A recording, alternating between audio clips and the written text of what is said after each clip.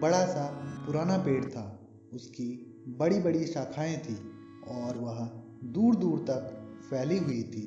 एक दिन एक चिड़िया अपने लिए घोंसला बनाने की तलाश में घूमते घूमते उस पेड़ पर आ पहुंची और उस पेड़ से पूछने लगी, क्या मैं यहाँ पर अपने लिए घोंसला बना सकती हूँ?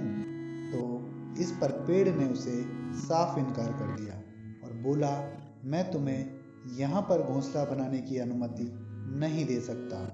तुम किसी दूसरे पेड़ पर जाकर अपने लिए घोंसला बनाओ। चिड़िया को पेड़ के इस तरह मना करने पर बहुत बुरा लगा और वो उसे बुरा भला कहकर पास में ही दूसरे पेड़ के पास चली गई और फिर उस पेड़ से घोंसला बनाने की बात पूछने लगी।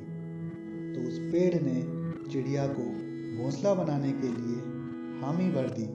उसके बाद चिड़िया उसी पेड़ पर अपना घोंसला बनाकर आराम से रहने लगी। कुछ समय बाद एक दिन जंगल में बहुत ज़्यादा आंधी तूफान होने लगा और बारिश भी हुई। उस भयानक आंधी तूफान में वह पुराना पेड़ भी टूटने लगा। यह दृश्य देखकर चिड़िया बहुत खुश हुई और उस पेड़ से बोली, देखो, एक समय था जब मैं तुम्हारे पास अपने लिए घोंसला बनाने के लिए आई थी और तुमने मुझे मना कर दिया था।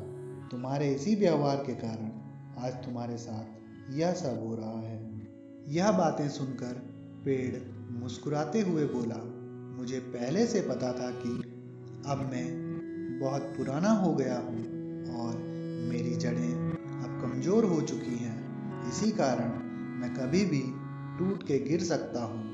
केवल इसी वजह से मैंने तुम्हें अपने ऊपर घोंसला बनाने के लिए मना किया था, क्योंकि मैं नहीं चाहता था कि मेरी वजह से तुम्हें भविष्य में किसी भी परेशानी का सामना करना पड़े।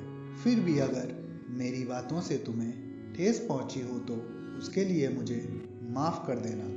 और इतना कहते कहते वह पेड़ नीचे गिर गया। चिड़िया ने जब पेड़ की ये बातें सुनी तो उसे अपने बर्ताव पर बहुत पछतावा होने लगा, लेकिन वो इसके अलावा और कर भी क्या सकती थी। दोस्तों, ये छोटी सी कहानी हमें एक बड़ा सबक सिखाती है। कभी कभी हम लोग अपने प्रति दूसरों के रूखे व्यवहार एवं हमारी बात ना मानने पर बुरा मान जाते हैं, लेकिन कई बार दूसरों के द्वारा किया गया वह बर्ताव हमारे हित के लिए होता है। खास तौर पर जब हमारे बड़े बुजुर्ग एवं हमारे माता पिता हमारी किसी बात को नहीं मानते तो हम उनसे बहुत नाराज़ हो जाते हैं, जबकि वो हमेशा हमारी भलाई के बारे में सोचते हैं।